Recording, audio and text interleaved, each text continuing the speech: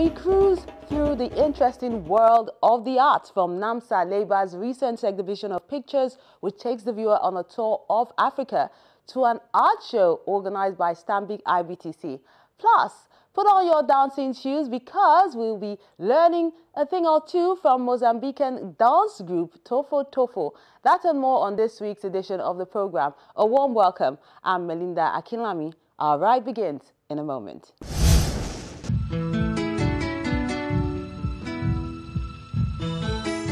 It is well to dream. As long as we live, we shall continue to dream.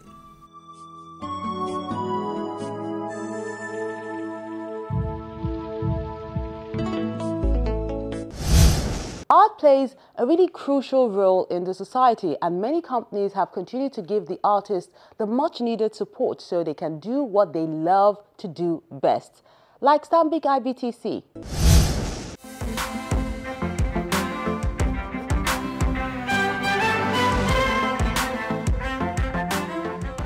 The Fine Arts and the Act is an annual event organized by Stanbic IBTC, a night that will linger in the hearts of the audience for a long time to come. It was one that brought performers, collectors, and the artists together to enjoy each other's creation and talk about it as well.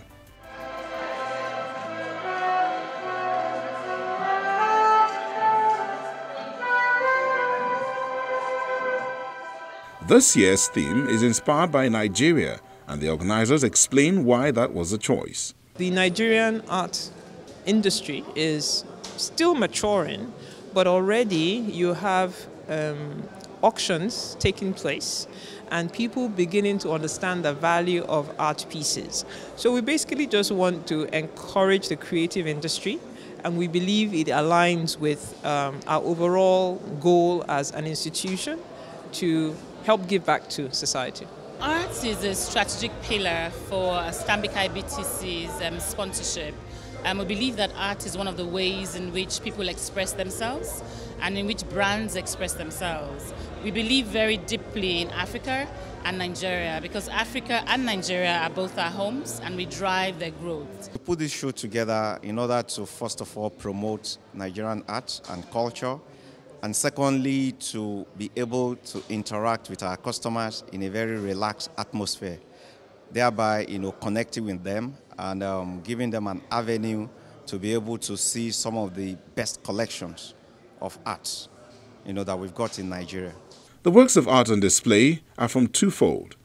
We see it through the eyes of collectors, like the chairman of Main One Cable Company Limited and renowned management strategist Dotun Suleiman, who generously availed the crowd of their collections, including the works of Oyewinde Olotu, a painting of the first premier of the Western region, Obafemi Awolowo, done on oil and canvas, just a mention of the works that tickle their fancy. This was really about expressing the brand, expressing who we are, and what we did do was identify artists this year who could speak to the theme Made in Nigeria.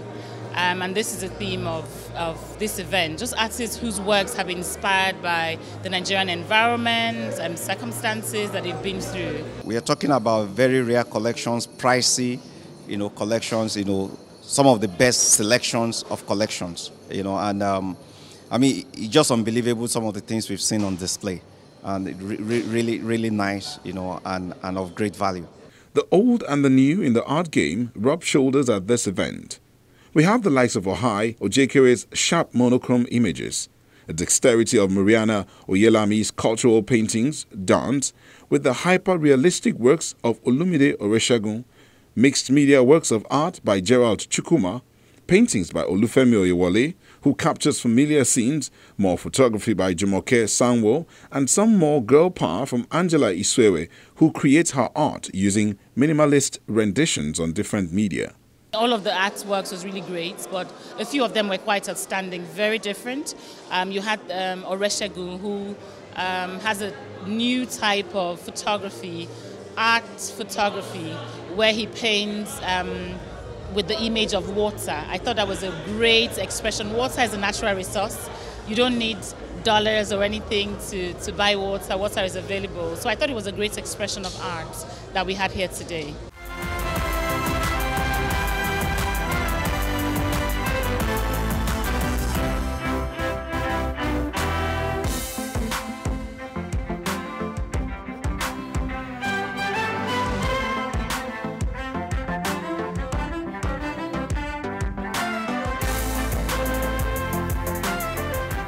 And when they are done feeding their eyes, there's more in the offering from the acts.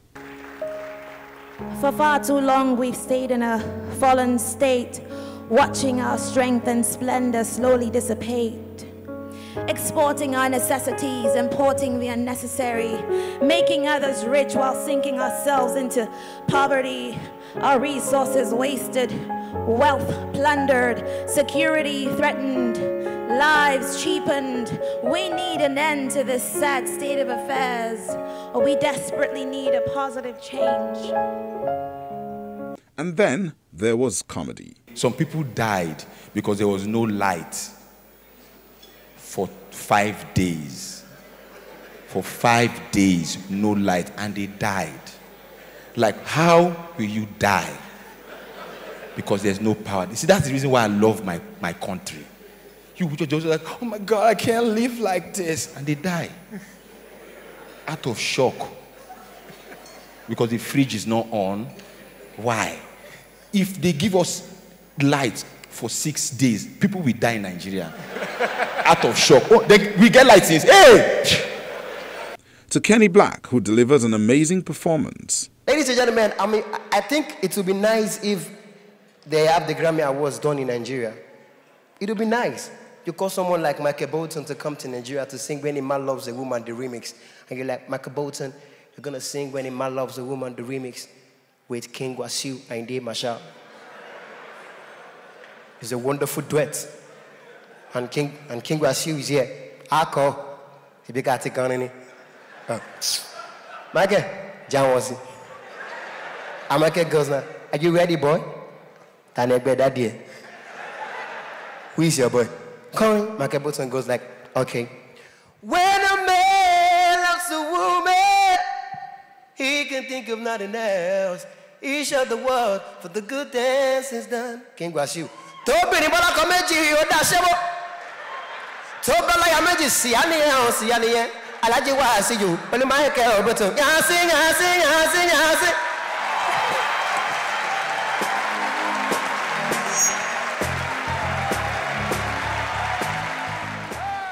And if that was interesting, these exquisite-looking ladies with their instruments, which include violins, viola, and a cello, are sure to catch anyone's fancy. This group, called the Muses from South Africa, played their hearts out, rendering popular tunes from the fantasy series Game of Thrones theme song composed by Ramin Djawadi.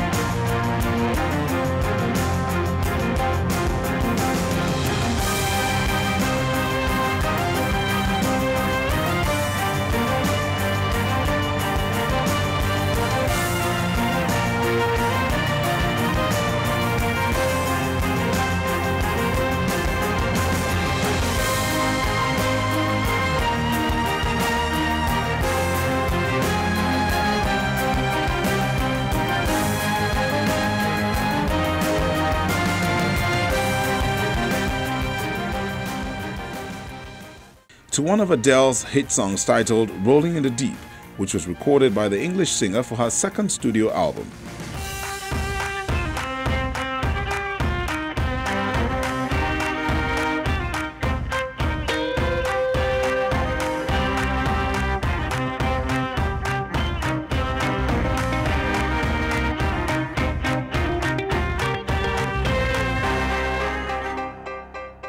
For Stanbic IBTC PLC, arts and culture define a nation's legacy, and they have kept true to these words by hosting the finest of arts and acts.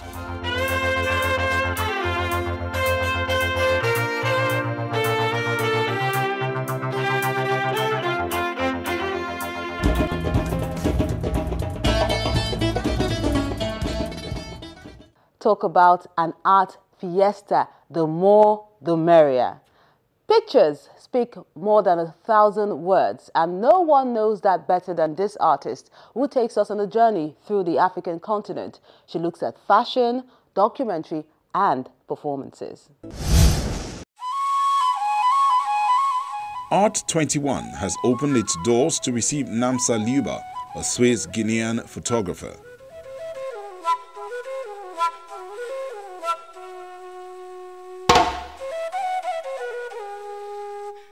She draws inspiration from our multicultural history to document the wonders in Africa. Africa is very rich. There is a lot of, it's very rich in culture, there is a lot of things to do, and it's a very source of inspiration, Africa. And for the last few years, I'm working on African identities through the Western eyes. In her recent exhibition titled Ethnam Dodum, which showcases all her latest works, she reveals the innate beauty that can be found around, things that some people take for granted. She is celebrating African culture rooted in her own culture, which is Guinean, and then she goes to South Africa or Guinea or Lagos and celebrates the culture she discovers there and recreates this new tradition. This new way of looking at African culture, knowing that half of her is Swiss as well, so she has this Western eye on this culture, and she's lived it because she grew up African as an African person in Switzerland. She translates this in this her photo, and I think because of that she has a very specific message. We see works such as NGL, Next Generation Lagos, which features Nigerian fashion designers I Am Isigo, SAR Studios, Tokyo James, and Ri Bahaya, among others, explore the innovation and creativity of Nigeria's youth culture.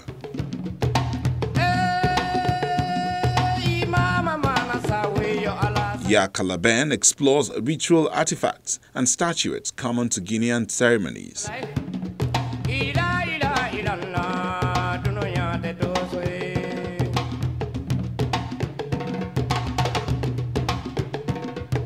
This piece, which she created in 2014, takes the viewer on a trip to South Africa to enjoy breathtaking scenes of mountains, Khoisan and Zulu kids. A foray into fashion photography comes alive in Cocktail, created for Wired magazine, which raises a discussion about the cultural imagery of Africa. There's more in The African Queens, which explores the representation of this feminine hero as more than just a pretty face, but as a prophet and warrior. We're presenting all her work that she's done in Guinea, in South Africa, in Lagos behind me, and also in Europe.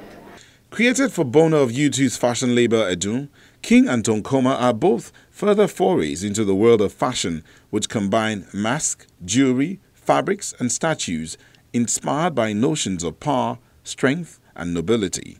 I'm very fascinated by everything that like it's traditional, like traditional art and anthropologic stuff, and I mix all these kind of things with new stuff in contemporary way. It's the first time the full collection of Namsa Luba's work is being shown to the public, and that is being done in Art 21.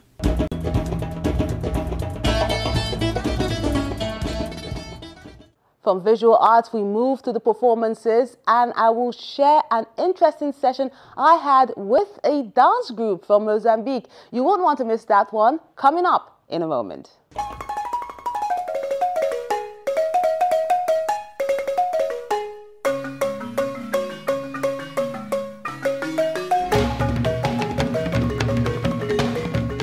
He's a man who has held several key positions in Nigeria, especially in the oil and gas sector.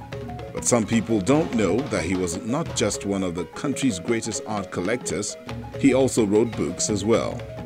Some of his books include Trees Grow in the Desert, Sunset over Nairobi, and other stories.